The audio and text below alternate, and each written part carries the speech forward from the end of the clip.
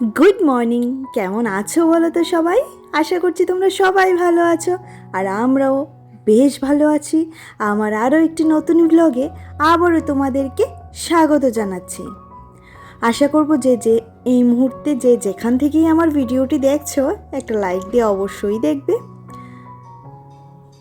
আর এখানে ঘড়িতে বাজে এখন সকাল 10:30। যখন চা করছিলাম তখন ঘড়িতে ছিল সকাল 8:30। তারপর গেছিলাম নিজের অনেকগুলি কাজকর্ম করতে, যেমন বাথরুম পরিষ্কার করা, টয়লেট পরিষ্কার করা। আজকে অনেকটা করেছি জানো তো। আর সকালে মেয়েকে আজকে স্কুলে পাঠাতে পারিনি, কারণ ভীষণ বৃষ্টি হচ্ছিল। তো সেই কারণে তার স্কুলে যাওয়া হয়নি। তো যে কারণে ভাবলাম আজকে এই কাজগুলো করে নিই, কারণ স্কুলে গেলে তো সেই একটা রুটিনেই চলতে হয়, তাই না? আর এখানে মা মেয়ে কী খাবো বুঝে না পেয়ে একটু আমার দুধ মেখে নিলাম মুড়ির সাথে, তো সেটাই খেয়ে নেব।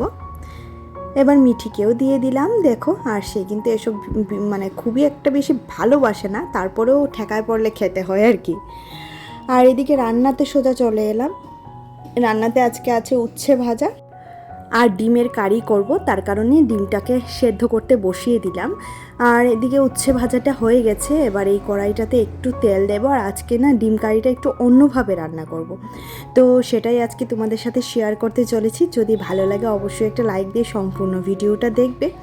এখানে তেলে দিয়ে দিলাম গোটা গরম মশলা, যার মধ্যে আছে এলাচ, দারচিনি আর একখানা লবঙ্গ দিয়েছি, কারণ লবঙ্গটা আমাদের ঘরে খুব বেশি একটা খাওয়া হয় না। কারণ মিঠির পাপা বলে গলা জ্বলে। হ্যাঁ, আমারও গলা না প্রচণ্ড জ্বালা করে জানো তো, সেই কারণে লবঙ্গটা আমরা খেতে চাই না, আর গোলমরিচটা। তো দেখো এদিকে দিয়ে দিলাম পেঁয়াজ, আর যথারীতি জিরে, ধনে, লঙ্কা গুঁড়ো আর আদা রসুন তো দিয়েছি। এবার মশলাটাকে ভালো করে ভেজে নেব। খুব ভালো করে মশলাটাকে ভাজা হওয়ার পর মশলাটা বেটে নেব।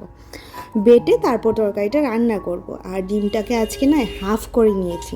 ওই যে আগেকার মানুষ অভাবের তাড়নায় হাফ করতো, আর এখনকার মানুষ ফ্যাশনের তাড়নায় হাফ করে। তো এটাই হচ্ছে বড় কথা। যদিও বা আমাদের ছোটোবেলাতে হাফ করে খেতে হয়নি, কিন্তু আমার মা বাবাদের এরকম অভাবের জন্য ডিম হাফ করে কিন্তু খেতেই হয়েছে, তাই না? তো সেই কারণে দেখো এখানে ডিমগুলাকে একটু হালকা তোমার ময়দা দিয়ে কোট করে নিচ্ছি। একদম হালকা কোটিং করেছি, না হলে সেটা মানে ডিম ডিম লাগবে না, সেটা একদম কীরকম জানি হয়ে যায়। তো সেই কারণে একদম অল্প করে দিয়েছি, যাতে কুসুমটা বেরিয়ে না আসে, সেটাই হচ্ছে বড় কথা। তো এখানে ডিমগুলা ভাজা হয়ে গেছে। এবার ডিমগুলাকে নামিয়ে নেব। নামিয়ে নিয়েই প্যানের মধ্যেই মশলাটাকে ভাজা করব। আর ভাজা মশলাটাকেই মিক্সিতে করে নিয়েছিলাম। এই যে ভাজা মশলাটা এবার দিয়ে দিচ্ছি। ভীষণ সুন্দর একটা গন্ধ বেরিয়েছে জানো তো। আজকে আমার ঘরে না টমেটো অ্যাভেলেবেল ছিল না, না হলে এটাতে টমেটো দিলে বেশ ভালো লাগতো। তো টমেটো না থাকাতে একটু কাশ্মীরি লঙ্কার গুঁড়ো দিয়ে দিলাম, যাতে কালারটা খুব সুন্দর আসে। আর একটু হলুদ আগে দিইনি, তার কারণে এখন হলুদটা দিয়ে দিলাম। এবার ভালো করে মশলাটাকে ভাজা ভাজা করে কিছুটা গোটা পেঁয়াজ দিয়ে দেব। এটাতে আলু দিইনি, তো কিছুটা গোটা পেঁয়াজ দিয়ে দেব, যাতে ভাতের পাতে খেয়ে নিতে পারি। আর এদিকে পেঁয়াজের পর, আর যেহেতু আজকে একখানা তরকারি দিয়েই খাওয়া হবে, আর বর তো এই উচ্ছে ভাজা খায় না, তো সেই কারণে এটাকে একটু জুতসই রান্না করতে হয় জানো তো, নাহলে সে না খেতে চাইবে না, বলবে এটা কি করেছো, একখানা তরকারিও ভালো করে। তো সেই কারণে আমি রান্না খুব কম করি, কিন্তু যেটা করি একটু ভালো করে করি, যাতে সে খেতে পারে। কারণ দেখবে মহিলারা যা খুশি তা দিয়ে খেয়ে নিতে পারে, কিন্তু ঘরের কর্তারা কিন্তু সব কিছু দিয়ে খেতে পারে না, একটু অসুবিধা হয়, তাই না? তো সেই কারণে ওর জন্যই একটু মনে করো জুত করে রান্না করা আর কি। তো এখানে মশলা কষে আসার পর, মশলাটা তো আর সেরকমভাবে কষার কোনো দরকার নেই, কারণ এখানে কাঁচা কিছুই নেই, সব কিছুটাই ভাজা। তো সেই কারণে এবার এখানে দিয়ে দিলাম পরিমাণ মতো জল। এবার একটু ঢাকা চাপা দিয়ে নামানোর সময় একটু কেওড়া জল দিয়ে দেবো, 2 ফুটা কেওড়া জল দিয়ে নামিয়ে নেব। আর এটা কিন্তু খেতে ভীষণ টেস্টি হয়েছিল, খুব ভালো হয়েছিল খেতে জানো তো, ভীষণ ভীষণ টেস্টি হয়েছিল। এই যে আমার হয়ে গেছে। এবার 2 ফুটা কেওড়া জল দিয়ে দেব, দিয়ে এটাকে আরেকটু ঢাকা চাপা দিয়ে তারপর নামিয়ে নিলেই রেডি হয়ে যাবে আমার ডিম কারি। তো রেসিপিটা কেমন লাগলো অবশ্যই জানিও। আর আজকে না কারেন্টে ভীষণ পরিমাণে ডিস্টার্ব করছে জানো তো, একবার আসছে একবার যাচ্ছে, একবার আসছে একবার যাচ্ছে, বুঝতে পারছি না কেন এত যন্ত্রণা করছে। আর এই যে আমার ডিম কারির ফাইনাল লুক, খেতেও ভালো হয়েছে, দেখতেও কিন্তু ভীষণ ভালো হয়েছে। একবার অবশ্যই ট্রাই করে দেখো, খুব সুন্দর হয়েছিল খেতে। এদিকে দেখো ছাদে চলে এলাম, আর আজকে না অনেক জামা কাপড় ধুয়েছি। তার মধ্যে এই যে এগুলা হচ্ছে বিশেষ করে কম্বলগুলা, একদম তোমার কি বলবো, সব কিছু ধুয়েছি, সব কিছু, জানো না তো, সব কিছু একদম তোমার এই এই তোমার বিছানার কাপড় থেকে ধরে সব কিছু ধুয়েছি। তো সেই কারণে না ছাদে দিতে পারিনি, কারণ যেহেতু প্রচুর পরিমাণে ছাদে মেঘ করেছে, তাই ওই সিঁড়ি কোঠাতেই দিয়ে দিলাম। আর এদিকে কম্বলগুলোও নিয়ে এসেছি যথারীতি। দেখো এদিকে রান্নাঘরটাও পরিষ্কার করে নিচ্ছি, এত বাজে গরম লাগছে, মানে সেটা না বলে বোঝাতে পারবো না। কিন্তু কারেন্ট তো নেই, কোথায় গিয়ে বসবো বল? আজকে সারাদিন কারেন্টে এত যন্ত্রণা করছিল, মানে কি বলবো, কারেন্ট না থাকাতে না কিছুই ভালো লাগছিল না। এই গরমে যদি কারেন্ট না থাকে, আর সকালে বৃষ্টি হয়েছে, তো বৃষ্টিটা হওয়াতে মনে হচ্ছে গরমটা না আরও বেড়ে গেছে। তখন মনে হয় বৃষ্টিটা যদি না হতো তাহলেই ভালো হতো। তো যথারীতি বিছানা বাসনপত্র মাজা আমার হয়ে গেছে। আর এই যে আমাদের রেসিপি, আজকের লাঞ্চ মেনু, সরি রেসিপি নয়, লাঞ্চ মেনু দুখানাই। তো সবাই মিলে খেয়ে নিচ্ছি। আর খেয়ে এদিকে দেখো এবার চলে এলাম বিছানাটা গোছাতে, কারণ একটা ধোয়া কাচা বেড কভার মেলতে হবে, কারণ ওই বেড কভারটা যেহেতু ধুয়ে দিয়েছি। আর আজকে না এত কাজের চাপ ছিল, কিন্তু এদিকে কারেন্ট ছিল না। আর এখানে কটা বাজে বলো তো, তখন এখানে হবে 6টা, তখন 6:30, তখন একটু কারেন্ট এসে না আবার আধা ঘন্টা ছিল, তারপর চলে গেছে, মানে হাফ অ্যান আওয়ারের মতো ছিল, তারপর চলে গেছে। কি যে বিরক্ত লাগছিল, মানে কি বলবো জানো না তো। তারপরেও সংসারের কাজ তো করতেই হবে, তাই না? তো সংসারের কাজকর্ম সেরে আজকে আবার একটা জায়গাতে যাওয়ার আছে। আসলে কি বলতো, আমাদের মতো হাউস ওয়াইফদের মনটা না কেউই বোঝে না গো, আর তাদের ইমোশনটাও কেউ বোঝে না। আজকে আমার এত শরীর খারাপ লাগছে, মনে হচ্ছিল সারাদিনের পরে কারেন্ট এসেছে একটু এসিটা চালিয়ে ঘরে শুয়ে থাকি, কিন্তু না, সেটা তো হবে না। কারণ ওই যে বললাম, হাউস ওয়াইফদের মন, হাউস ওয়াইফদের ইমোশনটা কেউ বোঝে না। তো যেতে হবে, একটা ফ্যামিলি গেট টুগেদার আছে আমাদের ননদের শ্বশুরবাড়ির পক্ষ থেকে, তো সেখানেই যাব। আর আমার না ভীষণ বিরক্ত লাগছে, এখন যে রেডি হয়ে যাব সেটাই হচ্ছে সবচেয়ে বিরক্তিকর ব্যাপার। কারণ দুপুর 1টা থেকে রাত 8টা অবধি কারেন্ট ছিল না, বুঝতে পারছো তো। এখন কটা বাজে জানো তো? এখন বাজে ঠিক রাত 8:30। তো এই মুহূর্তে আমি সব কিছু গোছাচ্ছি, তারপর রেডি হব, তারপর যাব। মানে কি যে বিরক্ত লাগছে, কিছু বলার মতো ভাষা নেই। তারপর একটু গা হাত পা ধোবো, তারপর মানে রেডি হয়ে তারপর যাব। তারপর যথারীতি একটু রান্নাঘরে যাব, গিয়ে একটু চা খাবো, কারণ কারেন্টের জন্য না, কারেন্ট ছিল না, সেই কারণে চাটাও খাওয়া হয়নি। এই অন্ধকারে কি আর চা খাবো, আর বাচ্চাকেও টিফিন দেওয়া হয়নি।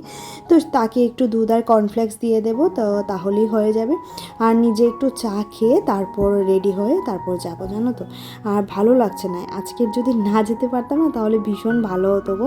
কিন্তু প্রত্যেকটা দিন তো আর এক্সকিউজ চলে না, আর বাড়ির বউদের এক্সকিউজ তো কখনোই চলে না, দেখবে তাদেরটা মনে হয়, মানে বাড়ির বউদের কথাগুলোই সবার কাছে মনে হয় এক্সকিউজ। বুঝি না কেন, যে সবার একটা নিজের লাইফ আছে, সবাই নিজের নিজের ব্যক্তিগত জীবন আছে, কিন্তু মানে বাড়ির বউদের না কোনো কিছুই নেই। এটা দেখবে, এটা কিন্তু একদম অপ্রিয় সত্যি কথা, সেটা মানে অপ্রিয় হলেও একদম সত্যি কথা। বাড়ির বউদের জীবন বলে কিছু নেই, তো তাদেরকেই সেজে গুজে, মানে সারাদিন কাজও করতে হবে, বা সেজে গুজে মানুষের সামনে পরিপাটি হয়েও থাকতে হবে, এই হচ্ছে অবস্থা। তো রেডি হয়ে গেলাম যথারীতি, মিঠিও রেডি হয়ে গেল, আর মিঠির পাপা চলে গেছে, আমি, মিঠি আর আমার শাশুড়ি মা এসেছিলো। তো আমরা তিনজনাতে চলে যাব অটো দিয়ে। আর এই মুহূর্তে না আমার ঘর থেকে বেরোতে একদম ইচ্ছে করছে না, কিন্তু তারপরেও যেতে হবে, যেহেতু ননদের শ্বশুরবাড়ি বলে কথা, সেখানে তো যেতেই হবে, না হলে একটা কথা উঠবে যে আমি কেন গেলাম না। অবশ্যই সেটা তো স্বাভাবিক, তাই না? তো এই যে দেখো আমাকে কেমন লাগছে অবশ্যই জানিও, কিন্তু সেটা তো বলতে ভুলেই গেছি। আর এই যে মিঠি মাও এদিকে রেডি, আর ঘরগুলো এখন অগোছালো হয়ে আছে, আজকে আর গোছাচ্ছি না, পারলে কালকে এসে গোছাবো, কারণ আমি জানি আজকে রাতে আস্তে আস্তে অনেকটাই রাত হয়ে যাবে। তো মিঠি আর আমি রেডি হয়ে দাঁড়িয়ে পড়লাম, আর মাও আছে, তো মাকে আর দেখানো হয়নি, একবার ওই জায়গাতে গিয়েই দেখাবো। তো এদিকে মিঠি দেখো আবার আমাকে বলছে একটা চুমু দিই, তো সে এরকমই করছে। যথারীতি চলে এলাম, ভাগনাকে কোলে নিলাম। দেখো ভাগনা তো আমাকে দেখি মামা মামা বলে অস্থির, তো মামি বলতে পারে না, তো মামাই বলে সব সময়। আর আমি এই মুহূর্তে আমার কিছু মিষ্টি মিষ্টি দিদি বোনেদের নাম নিয়ে নিই। শ্রেয়া সেন মম, শ্রাবন্তী। তারপর যিনি কমেন্ট করেছেন তিনি হচ্ছেন লাইফ উইথ স্মাইল, প্রথমবার দেখলাম, কথাগুলি ভালো লাগলো, থ্যাংক ইউ। আর হচ্ছে রিঙ্কি ব্লগস, সে তো প্রত্যেক দিনই কমেন্ট করে, খুব সুন্দর হয়েছে রান্নার রেসিপিটা, থ্যাংক ইউ রিঙ্কি। আর হচ্ছে সায়ন সুহান ফ্যামিলি ব্লগ, উনিও এই ফার্স্ট টাইম কমেন্ট করেছেন, থ্যাংক ইউ, খুব সুন্দর ভিডিও, সংসারে কাজ করলে রান্নাবান্না করলে, থ্যাংক ইউ দিদিভাই। তো আর হচ্ছে ফাতিমা ফুড অ্যান্ড ফ্যামিলি, তারপর হচ্ছে সঙ্গী সঙ্গীতা দিদিভাই, তো যিনি তো প্রত্যেক দিন ব্লগ মানে প্রত্যেক দিন সুন্দর সুন্দর কমেন্ট করে। নন্দিনী হাজরা ব্লগ, যারা যারা নতুন করে জয়েন করেছে অবশ্যই আমি তাদের চ্যানেল ঘুরে দেখব। আর হচ্ছে পিয়ালির জীবন কথা অ্যান্ড বেঙ্গলি ব্লগ থেকে হচ্ছে পিয়ালি, আর হচ্ছে ডেইলি লাইফ কুকিং থেকে কমেন্ট করেছে যে দারুণ লাগলো। তারপর সম্পার ছোট্ট রান্নাঘর, তারপর ওরা সবাই প্রত্যেকে এত সুন্দর সুন্দর কমেন্ট করে, আর তোমাদেরকে প্রত্যেক দিন জানাচ্ছি অসংখ্য অসংখ্য ধন্যবাদ এত সুন্দর করে আমাকে কমেন্ট করার জন্য। আর এই যে সবাই দেখো যে যার মতো করে আনন্দ ফুর্তি করছে, আর এই যে আমার সোনা পাপাও আছে, কিন্তু এই মুহূর্তে আমার ইচ্ছে করছে আমি বাড়ি গিয়ে ঘুমিয়ে পড়ি, কারণ এতটা শরীরটা ক্লান্ত হয়ে আছে কি বলবো। কিন্তু ওই যে বললাম হাউসওয়াইফদের ছুটি নেই, হাউসওয়াইফদের নিজের মন বলেও কিছু নেই, সেটাই হচ্ছে মুদ্রা কথা। আর এই যে এখানে ননদের বর এসে বসলো পাশে, তো বলছিলাম এত গরম লাগছে, তো ওর সাথে একটু মজা করছিলাম, গরম এসি চলছে তাও আমার গরম লাগছে কেন বলো তো, অ্যাকচুয়ালি প্রেশারটা না খুব লো হয়ে আছে। তো মিঠির বাবাকে বলছিলাম প্রেশার লো হলে কি কখনো গরম লাগে, তো ও বলছিল আমার মাঝে মধ্যে এমন হয়। তো এদিকে মিঠির পাপা একটা ছোট্ট ডলকে কোলে নিয়ে দাঁড়িয়ে আছে। তো চলো এখন খাওয়া দাওয়ার পর বাড়ি যাওয়ার পালা। এই হচ্ছে আমাদের রাতের শ্রান্ত স্নিগ্ধ একদম নীরব শহর, নীরব আগরতলা বলতে পারো।